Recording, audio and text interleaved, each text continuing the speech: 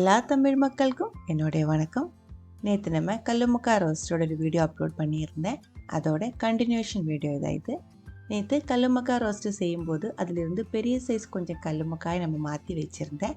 அது வச்சுட்டு இன்றைக்கி ரொம்ப டேஸ்டியாக இருக்கிற, வெரைட்டியாக இருக்கிற, டிஃப்ரெண்ட்டாக இருக்கிற ஒரு டீ டைம் ஸ்நாக் தான் நம்ம பார்க்க போகிறது.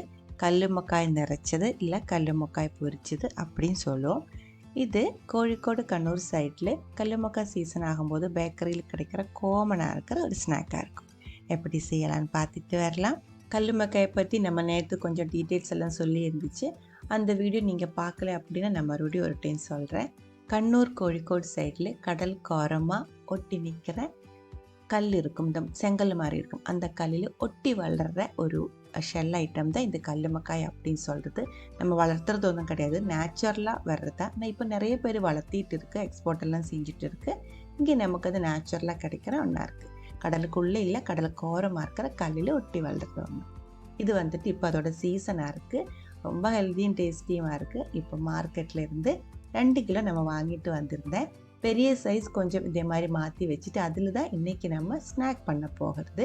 மிச்சம் இருந்த கல்லுமக்காய் ரோஸ்ட்டு செஞ்சு நேற்று வீடியோ நம்ம அப்லோட் பண்ணியிருக்கு. பாருங்கள், நம்ம எடுத்து வச்ச அந்த பெரிய சைஸ் கல்லுமக்காய் எல்லாமே நல்லா க்ளீன் பண்ணி எடுக்கணும். அந்த ஷெல்லுக்கு மேலே ஒட்டி இருக்கிற, ரொம்ப பலமாக ஒட்டி இருக்கிறது கத்தி வச்சுட்டு ஸ்க்ரப்பர் வச்சுட்டு நல்லா தேய்ச்சி கழுகி எடுத்துகிட்டு இருக்குது.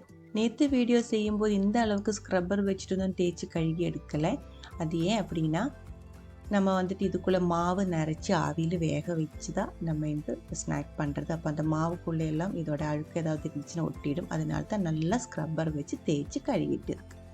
இதோட ஓரமாக பாருங்கள், கொஞ்சம் சகிரி மாதிரி இருக்குல்ல, அதுதான் அதோட வேறு. அதில் தான் அந்த கல்லுமக்காயை அந்த கல்லில் ஒட்டி நிற்கிறது, அந்த சகிரியில் தான். இது இப்போ நம்ம ஓப்பன் பண்ணிடலாம். இது பச்சையாக இருக்கிறதுனால திறக்கிறது கொஞ்சம் கஷ்டமாக இருக்கும். கத்தி வச்சுட்டு தான் நம்ம இது திறக்கணும், ஓப்பன் பண்ணணும். பாருங்கள், இது இதோட ஃப்ளெஷ்ஷாக இருக்குது. இது வேகும்போது இது சுருங்கி கொஞ்சம் சின்னதாக போயிடும். அந்த சகிரி எடுத்து நம்ம வெளியே போட்டிருக்கு. அதுக்கப்புறம் இந்த சைடில் பாருங்கள், ஒரு நூல் மாதிரி ஒன்று இருக்கும். நேற்று நம்ம அது வேக வச்சதுக்கு அப்புறம் தான் எடுத்திருந்தேன். இப்போ நம்ம அது பச்சையாகவே எடுக்கிறேன்.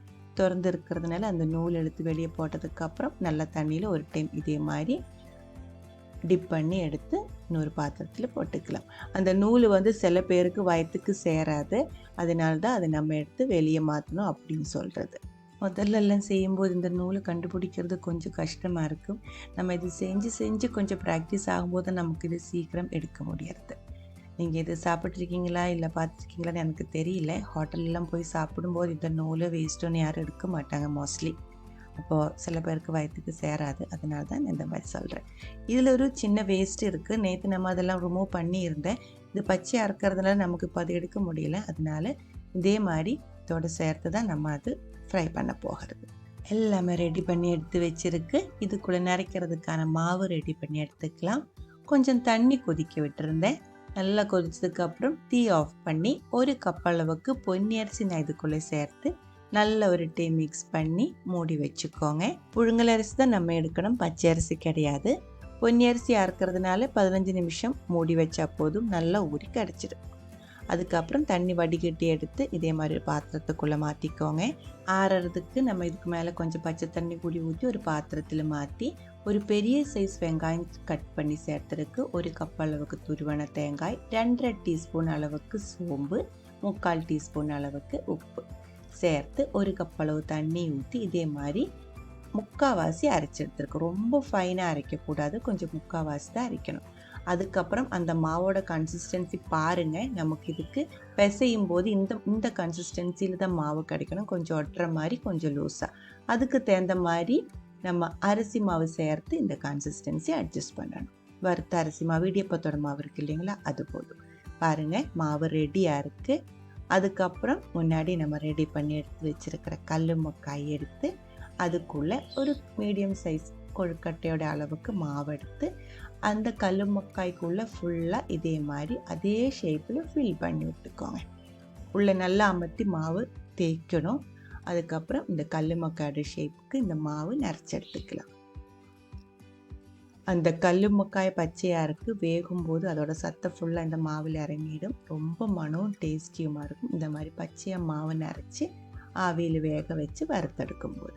இந்த மாவு ரெடி பண்ணுறதுக்காக எந்த புழுங்கலரிசி வேணாலும் நீங்கள் எடுத்துக்கலாம். பொன்னி அரிசி ஆகும்போது கொஞ்சம் நேரம் சோக் பண்ணால் போதும், சீக்கிரம் ஊறி கிடச்சிடும். ரேஷன் அரிசி எல்லாம் இருக்கும்போது ஒரு அரை மணி நேரம் 3/4 மணி நேரம் எல்லாம் ஊற வைக்க வேண்டியது இருக்கும். மட்டை அரிசி எல்லாம் 1 மணி நேரம் எல்லாம் ஊற வைக்க வேண்டியது இருக்கும். எல்லாமே நம்ம பார்பாயில்டு ரைஸ், சாப்பாடு அரிசி, புழுங்கல் அரிசி அதுதான் எடுக்கணும். பச்சை அரிசி செஞ்சால் ரொம்ப கட்டியாக இருக்கும். பாருங்கள், மாவு எல்லாமே நம்ம இதுக்குள்ளே நிறச்சிட்டு இருக்குது. நான் ஒரு விஷயம் சத்தியமாக சொல்கிறேன், எனக்கு இது செய்கிறதுக்கு அந்த அளவுக்கு எக்ஸ்பீரியன்ஸ் இல்லை. இது செய்கிறது கொஞ்சம் டைம் ஆகும். அதனால மோஸ்ட்லி நான் இது பேக்கரியில் தான் வாங்கி சாப்பிட்டுருக்கு. இந்த கல்லுமக்காய் சீசன் ஆயிடுச்சுன்னா டெய்லி இந்த ஸ்நாக்ஸ் செய்கிறவங்களெல்லாம் இங்கே இருக்கும். அவங்களுக்கெல்லாம் ரொம்ப ஈஸியாக இருக்கும். ஆனால் இதோட நல்ல பர்ஃபெக்ட் ஷேப்பில் செஞ்செடுக்க முடியும். நம்ம இது அந்த மாதிரி செய்கிறதில்ல. ஸோ எப்படி இருந்தாலும் எல்லாமே ஃபில் பண்ணி எடுத்துருக்கு. ஸ்டீமருக்குள்ளே வச்சு நம்ம இதை ஆவியில் வேக வச்சு எடுக்கணும். இந்த மாவு கல்லுமக்காயோடைய சைஸுக்கு தகுந்த மாதிரி டைம் ஆகும் வேகிறதுக்கு. 20 நிமிஷத்துலேருந்து அரை மணி நேரம் வரைக்கும் ஆகும். பாருங்கள், கொஞ்சம் மாவு மிச்சம் வந்திருந்தேன். நான் அதை அப்படியே போலா கொழுக்கட்டை மாதிரி அதுக்குள்ளே வேக வச்சுருக்கு. தண்ணி கொதித்து ஆவி வர ஆரம்பிக்கும் போது மீடியம் லோ ஃப்ளேமில் வச்சதுக்கப்புறம் 20 to 25 நிமிஷம் வேக விட்டுக்கலாம். பாருங்கள், நல்லா வெந்து கிடச்சிருக்கு. சூடோடு இந்த ஷெல்லிலிருந்து வெளியே எடுக்க முடியாது. மாவு ஷேப் இருக்காது, அதெல்லாம் பீஸாக போயிடும். நல்லா ஆற விட்டுக்கோங்க. ஆறினதுக்கப்புறம் ரொம்ப கேர்ஃபுல்லாக அதில் இருக்கிற அந்த கல்லுமக்காயோட சேர்த்து இந்த மாவு நம்ம எடுத்துக்கலாம். இது இப்போ நைட்டெல்லாம் இதே மாதிரி வேக வச்சிருச்சுன்னா அடுத்த நாளே காலையில் நல்லா ஆறி கிடச்சிடும். இல்லை காலையில் செஞ்சால் ஈவினிங் டீ டைம் ஆகும்போது அந்த மாதிரி நிறைய டைமில் வச்சதுக்கப்புறம் தான் இந்த ஷெல்லிலிருந்து வெளியே எடுக்கிறது. அப்போ வந்துட்டு கரெக்டான ஷேப்பில் கிடச்சிடும். முன்னாடியே சொல்லியிருந்து எனக்கு இது செய்கிறதுக்கான எக்ஸ்பீரியன்ஸ் கம்மியாக இருக்குது. இருந்தாலும் நமக்கு முடிஞ்ச அளவுக்கு பர்ஃபெக்டாக செஞ்சுக்கலாம். டேஸ்ட் எல்லாம் சூப்பராக இருக்கும். ஷேப்புக்கு மட்டும்தான் கொஞ்சம் வித்தியாசமாக இருக்கும். எல்லாமே ரெடி பண்ணி எடுத்து வச்சுருக்கு. இனி இதை நம்ம வறுத்தெடுக்கணும். 1 டேபிள் ஸ்பூன் அளவுக்கு காஷ்மீரி மிளகாத்தூள், 2 பிஞ்சு அளவுக்கு உப்பு, 1/4 டீஸ்பூன் அளவுக்கு கரம் மசாலா பவுடர்னு சேர்த்து தண்ணி ஊற்றி இது வந்துட்டு இதே மாதிரி கொஞ்சம் லூஸாக கலக்கி எடுத்து வச்சுக்கோங்க. கொஞ்சம் தண்ணி மாதிரியே கலக்கி எடுத்து வச்சுக்கோங்க. அதுக்கப்புறம் ஒரு பேனுக்குள்ளே இல்லை கடாய்க்குள்ளே எண்ணெய் ஊற்றி இருக்குது. கொஞ்சம் அதிகமாக எண்ணெய் ஊற்றி நம்ம ரெடி பண்ணி எடுத்து வச்சுருக்கிற கல்லுமக்காயா அந்த மிளகாய்க்குள்ளே நல்லா இதே மாதிரி டிப் பண்ணி நல்ல சூடாக இருக்கிற எண்ணெய்க்குள்ளே போட்டு வறுத்தெடுக்கணும். கொஞ்சம் காரம்லாம் இருக்கும்போது நல்லா டேஸ்டியாக இருக்கும். உங்களுக்கு காரம் நல்லா பிடிக்கும் அப்படின்னா நீங்கள் காஷ்மீரி மிளகாய்த்தூள் சேர்க்க வேண்டியதில் காரமாக இருக்கிற மிளகாய்த்தூளை சேர்த்துக்கோங்க. இல்லை இருந்தால் பாதி காஷ்மீரி மிளகாய்த்தூள் பாதி காரமாக இருக்கிற மிளகாய்த்தூள் சேர்த்து நீங்கள் ரெடி பண்ணி எடுத்துக்கலாம்.